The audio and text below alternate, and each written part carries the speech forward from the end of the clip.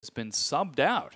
It will be their mid lane son Puhong, I believe. I may butcher that, so I do apologize. He is the actual mid lane sub. So formerly they had Schwinn in the mid lane, but he's actually their ADC sub. When he played, I believe it was Varus. But this time, this guy does play mid. He is the official sub. Yeah, and that is Puhong in the mid lane. Spirits Nidalee being banned away as we are getting into picks and bans. So far, everything's looking identical. Interestingly enough, Vici with first pick. They see Kallista's been banned. Oh, they banned Sivir, and then Kallista was banned. Okay, so that was the order of things. They decide, Endless, you know, you did well on it, but let's see how well you do on something else. Sivir is a fantastic champion for the LPL. She has an absurd win rate, 81% pick rate. So glad to start seeing champion or teams ban that one out, kind of broaden the horizons. Nidalee ban, not surprised to see that. Again, all-time Spirit is 9-1, including the Demacia Cup on that champion. You have to take it away from him. Yeah, and there is going to be Xie's LeBlanc banned away. Kallista again taken from Endless, and Mata's Alistar gone. That leaves Nautilus still on the board. And here's the question for WE. Was World 6's Gragas ban-worthy? I would say definitely, especially because Vici do have the first pick. It would be very easy to prioritize a jungle pickup, but it's going to be Brad. Yes, Brad banned away from Mata. It's identical bans out of WE, and I believe those are also identical bans from Vici. Don't quote me on that. And we're getting into the next one. Here is the thing. Rek'Sai, Gragas, there are still all priority. Yeah, Sejuani's still up too. Exactly. The holy trinity of junglers left open. I would still prioritize Gragas just because he has the reset potential. He has the hard engage potential. Very tanky, incredibly useful late game, especially because Sivir's not there as far as hard engage. Ooh. But they don't go any direction. Yes. They go for the Hecarim. I like the Hecarim. Dandy's Hecarim is a force to be reckoned with. Just very curious, especially because Sivir is banned, and Sivir has such great synergy with Hecarim because obviously her on the hunt is going to give him increased damage as well as that much more of a threat as far as a hard engage. But I mean, again, the holy trinity of junglers is available. It's not like you're pigeonholed and Gragas was banned, Rek'Sai is banned, so you know I must take Sejuani or I must take Nunu. Yeah, it is very exciting to see how that's going to work out. Now Spirit looking at Gragas to take that away from World 6, but the remaining two members, the father and the son, are still available in that holy trinity of junglers. Nautilus now being looked at. That's going to be Conan securing that. Mata not allowed that Nautilus. Sejuani immediately hovered by World 6. Rek'Sai, I think, would be much safer. Yeah. Now, the thing that I'm concerned about is that with Sejuani, typically you would like to do a lane swap, not only because obviously I think lane swaps are very strong because it's much more about pushing down those towers and kind of ramping up your mid-game earlier because you're getting a surplus of gold, but to hide Sejuani in a lane swap because obviously if you're doing vertical jungling, you have a numbers advantage on at least one side of the map so you can keep her safe. Because the thing about Sejuani, especially as she is locked in, is that her first initial clear is very brittle, very fragile, and someone like Gragas, like Rek'Sai, like Lee Sin can just walk into her jungle and kill her instantly. Yeah, and that is actually going to be World 6 opting for that Sejuani and Puhong opting for Azir. I really like what Vici are doing. They said, you know what, we can play the rotation-based style. We've got World 6 now in the roster, which is even more of a complement to that rotation style, but let's take a look at Puhong. Let's experiment a little bit, try things. Let's try a 5v5 composition because that's what they're set up to do. The big Wombo combo is already there with the Onslaught of Shadows as well as the Glacial Prism. On the other side, Xie locks the tried and true favorite in Ahri. I'm an Ahri player, so everyone's an Ahri player. Xie's got me one. I'm on his side. It's a big signature champion for him, LeBlanc and Ahri. Now, the thing about Ahri is any matchup you take her into, except for maybe old Veigar, is going to be a skill-based matchup. Azir is still going to outrange her with the Sand Soldiers, but it's not the worst-case scenario when the Emperor's Divide comes out, just because she's going to have her ultimate that she's able to get around that. And the very mobile AD caster Lucian locked in for Mystic to complement that high-mobility Ahri in the mid lane. Hopefully he will be able to dodge that Glacial Prison or the Onslaught of Shadows from Dandy, who is sure to be in the back line if his previous performance on Fizz was any indicator. Last pickup for Endless is going to be Vayne and Mata on that Janna. I will be shocked if they look for a 2v2. That said, I actually don't think the Vayne Janna into Lucian matchup is that awful, but the Lucian Nautilus certainly puts it over the edge. That's probably the strongest 2v2 that you could possibly get, other than maybe a Callista because her level 2 power spike is pretty disgusting with Rend. But I would be, like I said, I would be shocked if they didn't look for a lane swap to isolate Vayne, get her onto that free farm, and likewise to hide World 6 away and allow Sejuani to kind of safely farm into her big power spike level 6 when she gets that Glacial Prism. And a bit of an interesting now team comp built out for Vici Gaming as they are opting for that team fight-based composition.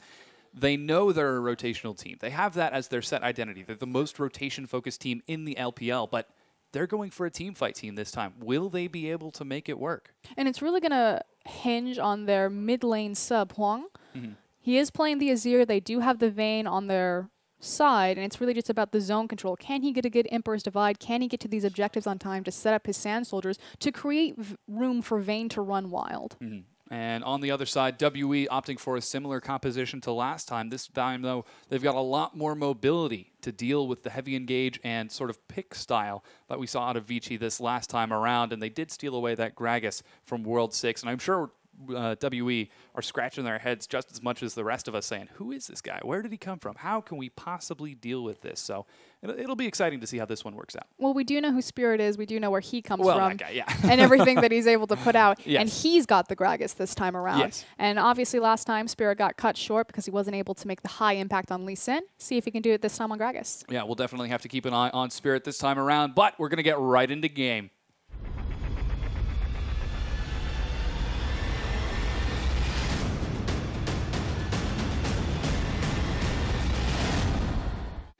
All right, we're right back into it. It's Vici Gaming versus WE, and we are on the Rift. 5-point defensive line out of just about everyone. That's actually 4-point defensive line, as most of these guys are stacking up. It's Vici Gaming versus World Elite.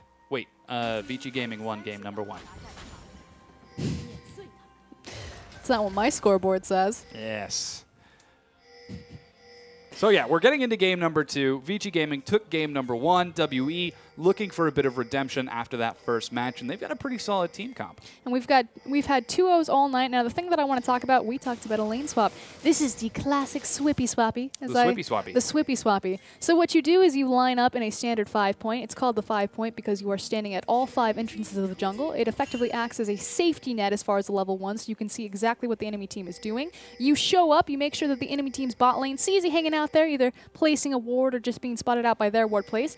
Then you sneakily back away into Fog of War, press back, and then run to the top side of the map. And there's the lane swap. That's exactly it. Vici Gaming sending that very scary Vayne Janna towards the top, morely to avoid the Lucian Nautilus death combo that you talked about in the bottom.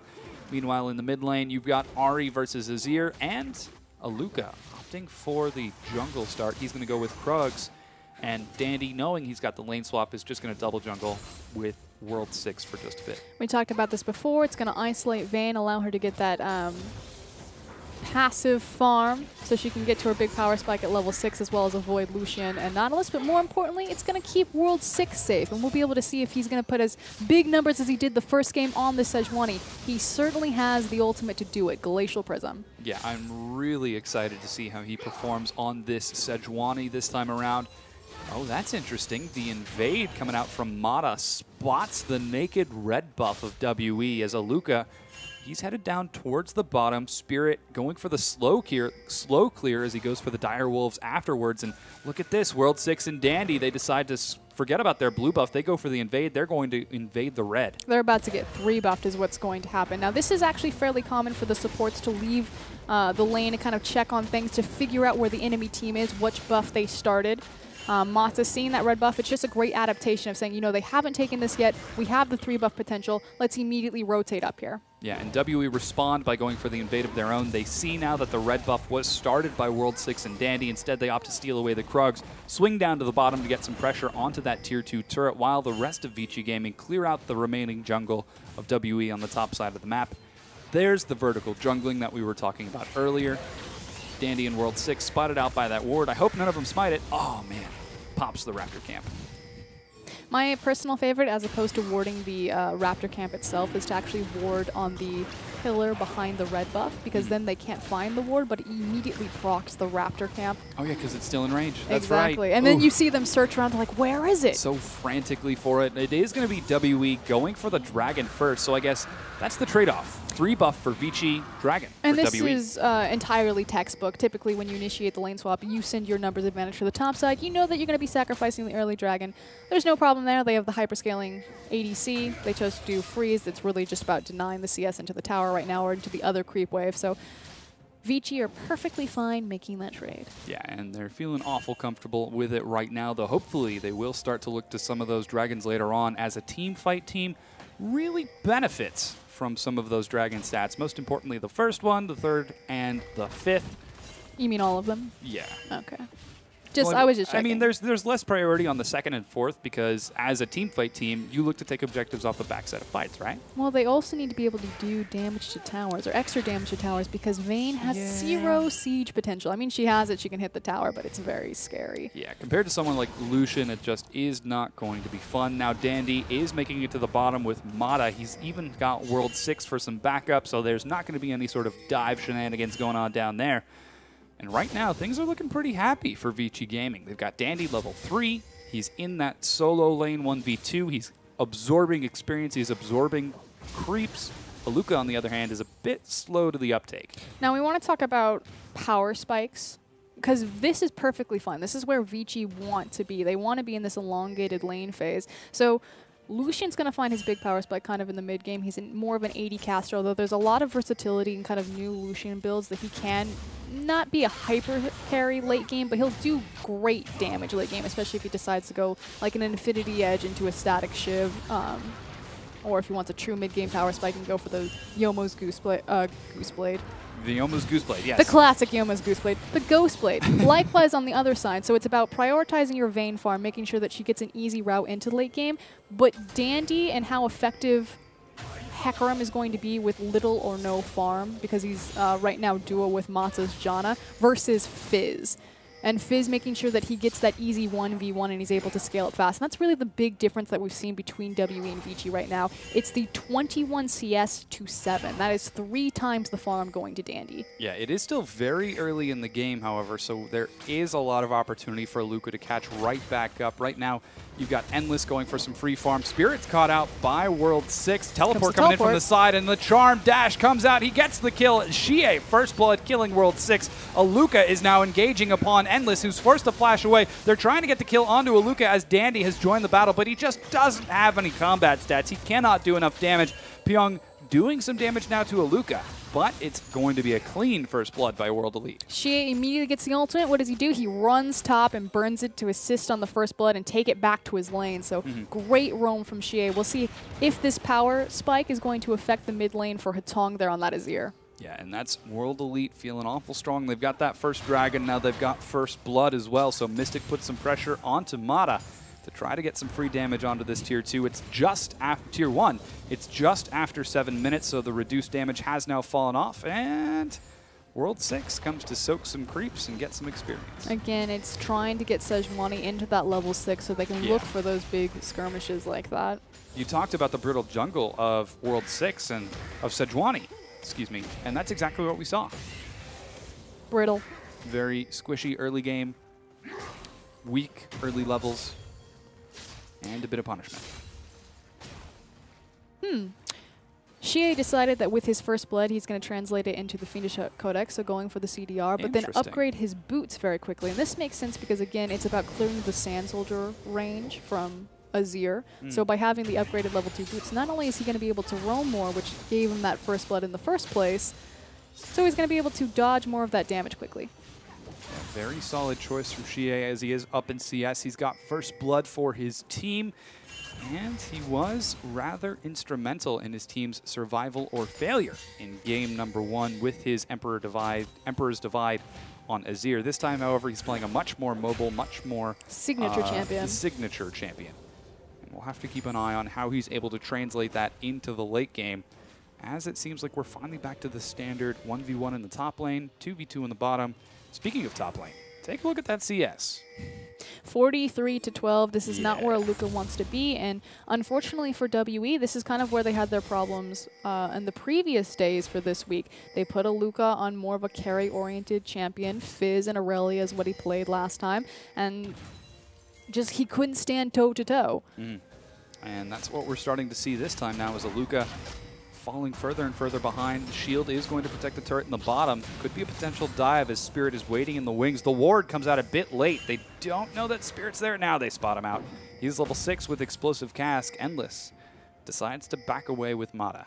They even saw their own with Xie. Yeah, I was going to say, especially because they know that Xie is standing in the wings, not going to try to chance that one, and the tower is very low. WE just going to let a few more creeps die before they finish that one off. Yeah, the turret falls. That's the first turret, first kill, and first dragon in WE's favor. If we were following raw statistics, then they've got this game in the bag. Unfortunately, raw statistics don't always translate into the outcome of the game.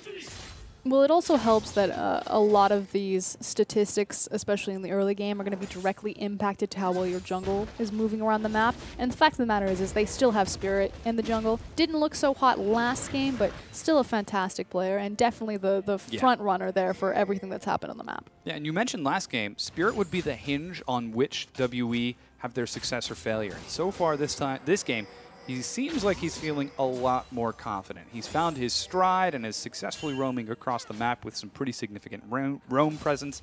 Conan even showing mid to try to get some action onto Puhong, but Puhong playing it safe and defensive, isn't going to let any sort of silly shenanigans catch him. And it's a very skirmish-based team. We talked again about how World Elite, WE have their failures a little bit in a here's Conan. There's going to be the depth charge. He makes it onto the turret. Ooh, Xie doesn't decide to go for the flash charm. Lets him go. But WE's composition is completely full of mobility. I mean, pretty much every single champion except for Nautilus, and he even has the dredge line. Oh my gosh, Dandy just solo killed Aluka. Aluka was like, you know what, I've got Spirit here. He can back me up, but Spirit getting a bit too deep in the tri-bush doesn't make it in time. Dandy with the first kill for Vici. Aluka's failure is monopolizing Spirit's time, but it looks like a dive. Oh, the charm lands. Dandy takes some hits. This is Xie capitalizing on the lack of mobility from that Hecarim. He goes down. Spirit picks up the kill in the mid lane. Puhong manages to get a kill onto Mystic, who was caught out of position. Bit of an odd place for the AD carry to be, but he's dead. Puhong actually trades his life over as well. There's action all across the map. And this is something that you really need to look for pretty much in LPL games. As soon as they see where resources are allocated, it gives the green light to go crazy on the other side of the map.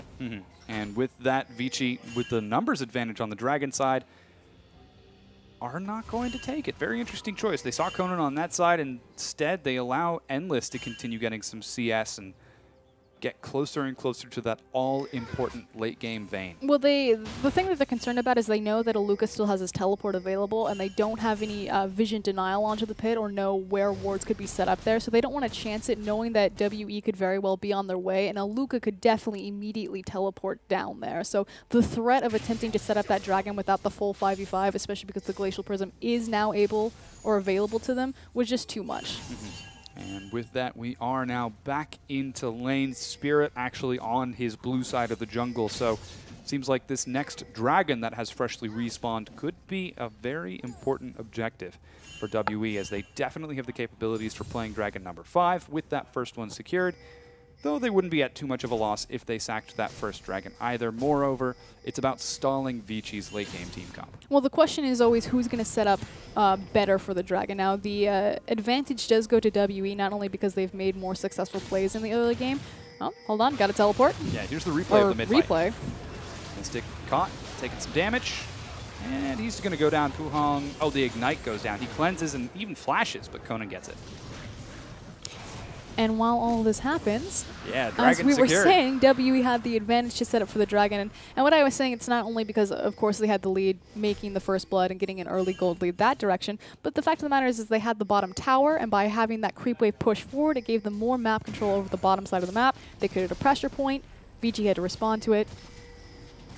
And WE get the free dragon. Yeah, seems like we're having a bit of trouble on our observer end, but yeah, that was a very interesting rotation. WE were able to secure that second dragon for themselves, and with that, they are looking to get closer and closer to that 5th dragon power spike, whereas Vici, on the other hand, not really responding quite as well as they were in the first game. It seems like it's Vici who are the ones responding to the pushes of WE. Well, Vici right now have to be in a reactive seat just because they have a late game scaling composition. If you're thinking about, everyone gets really tired about the, what's the word I'm looking for?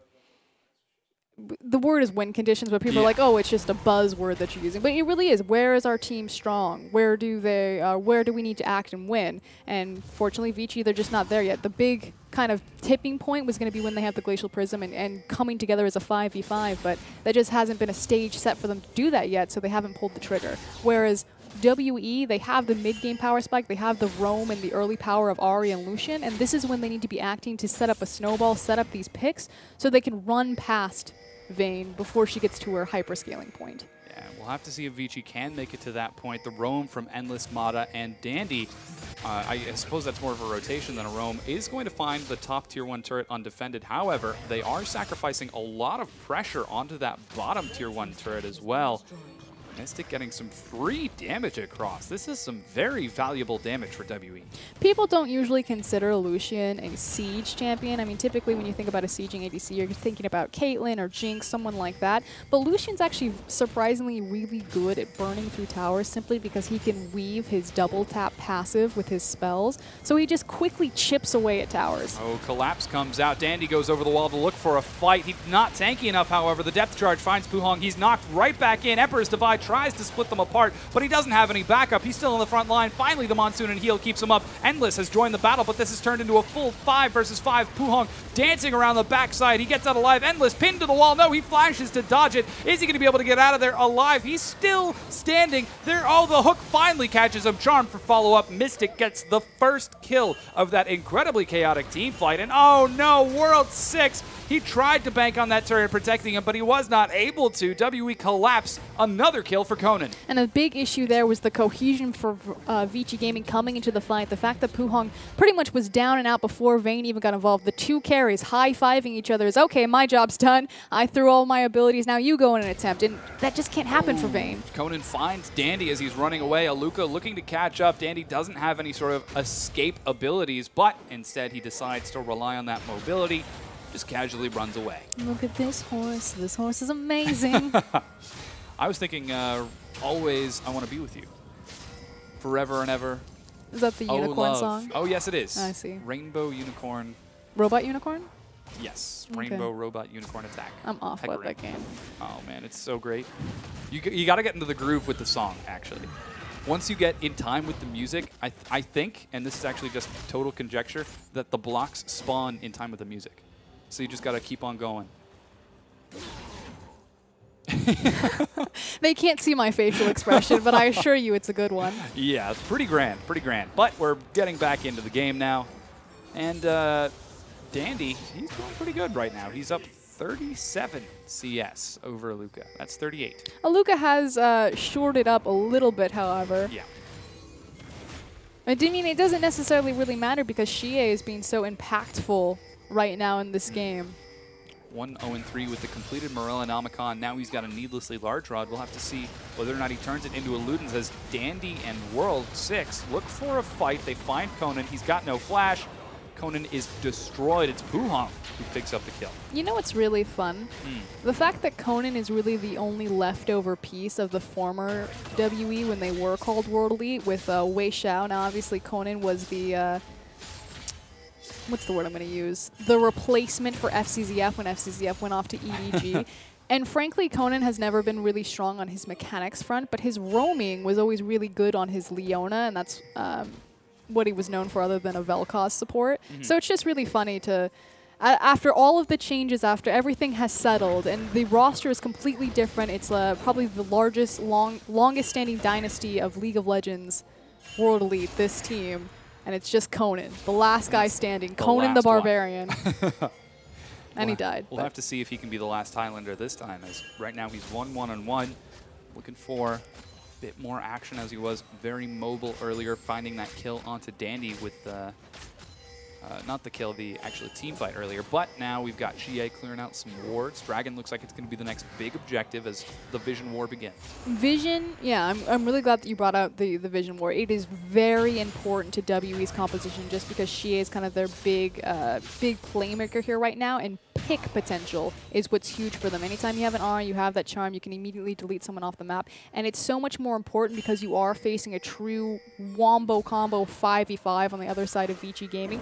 If the Onslaught of Shadows does connect with a beautiful Glacial Prism into a nice Emperor's Divide and Vayne just runs free, it really doesn't matter the gold deficit that WE have built up in their favor. I mean, that's just going to spell disaster for them. So it's so important that they get these flank wards out, that they're able to set up to these objectives ahead of time so they have priority. Yeah, poorly timed recall from Buhong is going to find him on the back foot here. With Buhong out of position, Vici cannot contest this Dragon. WE take it, and that's going to put them at 3-0. I mean, Vici Gaming. Simply sloppy. They have a 5v5 composition. They need to fight 5v5, and what better stage to do that than every 6 minutes on a Dragon? Big power spikes being hit. Morel and Omcon has been finished for Buhong, and he's 500 gold away from that Zhonya's Hourglass, getting closer and closer with every creep he kills. Dandy, meanwhile, completed his Cinder Hulk. He's got Home Guard. He's playing Hecarim right now, just sitting in the fountain, waiting. Oh, there he goes. Bum, ba, bum. I always love doing that. As Hecarim top, being like, guys, I'm playing Hecarim, and you just sit in the fountain, wait with Home Guard and teleport. It's unfortunate we didn't get to talk about Dandy's lane phase since he was in the 2v1. We still can't. Look at how excellent his lane phase is. 40 CS up over Luca. But a lot of that is dependent on the support and jungler's movements and how efficient. But yes, he did do fantastic in the lane swap, obviously got very far ahead. That said, hasn't translated into a lead for Vici yet. Yeah. Kind of a big question mark. The dive comes out as they collapse onto the mid lane. Mystic is the target as Dandy and World 6 go a little bit too deep as Dandy goes low and is dropped. Mystic picks up a kill and then turns it into a double. He's looking super strong this game. Oh, the culling is going to find Mata, but decides to turn it to the minion wave. I mean, it's not much when your 2 tanks dive and the AD carry doesn't follow. Yeah. Minor miscommunication issues from Vici as both World 6 and Dandy were on the same page. That page was not the same page the team was on. Trades 2 kills and a tower in favor of WE. They are now making the rotation towards the top lane. It is the last standing outer tower, so it should be easy pickings, especially because they have a wave prepped onto it. Yeah, they are swinging right on up there. Now Mystic is 4-1-1, feeling exceptionally strong this match. This is actually beautiful. So a lot of teams would make a mistake that they would rotate everyone up into the topside tower, but WE did the good job of making sure that Xie stays in the mid lane, so there's no counter push or counter response to look towards the mid-tier tower. Now, WE are going to back off and not find that top-tier tower, but I really like the communication, I guess, from WE to make sure that they had all bases covered, that they weren't just going to send 5 people up there and then have Vici rush down mid. Yeah, definitely looking a lot sharper than Vici as that miscommunicated dive did not work out, and in fact, the only kills that Vici have were off of the rotation-based pick from Dandy and Mata. And this is so classic from Vici. I feel like they keep splitting their series. One game they played to their strengths. It was a bit of an evolved or matured rotational style that we saw from the first time. The next game they try to play a 5v5 composition. Of course, they switch it up. They trade out their mid laner Hatong. But it's still not working for them. Yeah, it seems like they're having a bit of difficulty with this team fight composition. Mystic secures the red buff for himself as he is being fed awfully well. Xie transitioning out of that early game carry role to the late game carry as instead of a Luden's Echo opts for the Rabadon's Death Cap. And he's going to trust Mystic to be doing the majority of damage in these upcoming team fights. Or skirmishes, judging how WE are fighting. Well, speaking of upcoming team fights, I mean, really Vici aren't setting them up for any sort of team fight. What they continually are doing is moving in between their waves. So we just saw that Endless up there pushed the wave forward, then immediately backed out, forced WE to make a rotation to clear out the creep wave. Now Dandy on the opposite side of the map is going to push it forward, and then I assume we'll either probably back up. Pings are going down to the tower. It is a last standing outer tower, so should be easy to take. Yeah, Spirit does find a pick onto Mata, however, while the rest of WE siege top, and they secured that top tier 1 turret, the last tier 1 turret of Vici, and with this, Dandy isn't even able to clear out that last tier 1 turret in the bottom, actually the second for his team, while the rest of WE finds some good damage in the top lane. Hook lands, they find W6, World 6. Are they going to dive him? He's brought awful low. Charm misses. Puhong is the follow-up target. He's successfully managing to clear the creeps out of there, but Mystic just does so much damage. The turret falls and he pressures forward before finally backing away. And this is why you don't walk in front of the enemy team. A nice hook from Conan right there pretty much ends that fight before it begins by chunking out World 6. Yeah, some huge damage coming across from WE with that siege. They've hit some really powerful spikes, and there's the Ether Wisp from Xie. He is now finally building towards that Luden's Echo, but he already does so much damage. Mystic securing the Phantom Dancer means he's going to be able to shred through his targets even faster. Double Frozen Heart for the tanky frontliners. If I didn't know any better, it could be a triple Frozen Heart if Conan picks one up too. I also want to touch again on map pressure. It's one of my favorite things to talk about. So it's so wonderful that WE got the second tier top tower, especially as Dragon's about to spawn in 1 minute. So you always have to think, whenever Dragon's up, that's the side of the map that the teams are going to be focusing on and playing towards. And by having second tier tower down on top side, it creates this massive pressure point because obviously without a tower there to stop the creep wave is going to get further down on that lane, and it's going to split Vici Gaming's resources. They're going to have to send someone constantly up into that top to deal with the wave, and it should give WE another free tower, another numbers advantage to look for a free tower, or a free dragon, excuse me. WE putting some pressure now onto the map. They know they've got that wave building top, and whoa, potential dive as they aggress forward. The charm finds Puhong, but he instantly cleanses to get out of it. Great reaction to keep himself alive, but now that that cleanse is down, WE have got the green light to start hitting up on that dragon. They just need to be patient and wait for Vici to make the move to the top lane, because either they're going to get massive damage from that creep wave onto the tower, or they're going to get the free dragon. Don't pull the trigger too quickly here. They set up a death bush and immediately pull the trigger. Mata's knocked back in. Mystic destroys him. Great Glacial Prison is going to lock Mystic down, but there's no follow-up. Dandy dives into the back line and is removed from the map. Xie and Conan, meanwhile, going 2v3 and successfully stalling it out with 2 members dead. WE have got the whole world as their oyster. Does end up okay. That said, I was going to say, they should just be patient, wait for Vici to make the move. They do find a pick, though, with a nice play on vision. We talked about how they had pick potential in their composition, so nicely played and a great teleport from WE, especially as Lucas kind of checking out what World 6 doing. Yeah, he's just keeping an eye on World 6. He's got Smite, does even have his Chum the Water, so he could look to go for a very unique solo play, but instead decides to let World 6 secure his Gromp camp. And with that, that's the 4th dragon for World Elite. Which means that this opens up a very easy Baron, as they will do bonus damage to monsters. Is it minions and monsters? Rawr. Oh my gosh. They played earlier today, actually. I'm just really, I was really concerned about that team fight there, because if that had gone wrong, that would have swung momentum like crazy. That was really risky from WE to pull the trigger there. It really was, but they ended up pulling it out rather well. I mean, know, Mystic but there was no reason to. Mata. Seemed like it worked out. It did. It worked out. They played it beautifully. It's now about the Baron again. Dragon's down. They can pick up their vision, move it to the top side of the map. Baron's going to be the next big objective, especially because they've been getting dragons so early. We're at the 4th dragon buff at 26 minutes into the game. Yeah, WE are looking so strong. This is completely different than the WE we saw in game number 1. And Vici right now are dancing to the beat of WE's drum. They're actually starting the Baron here. Recall coming out from Dandy. He wants to get the home guard teleport. Pick coming out from Xie.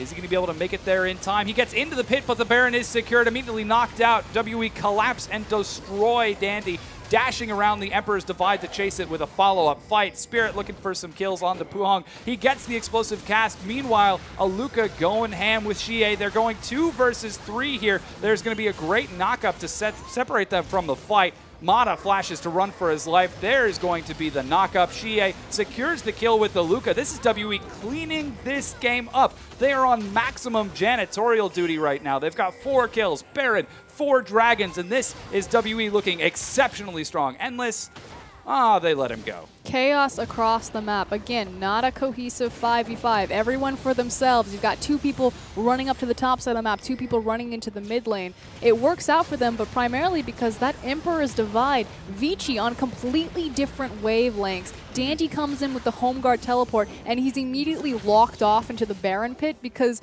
Puhong puts out at the Emperor's Divide to escape. Yeah, very confusing sort of play from Vici. It seems like Dandy, Unique?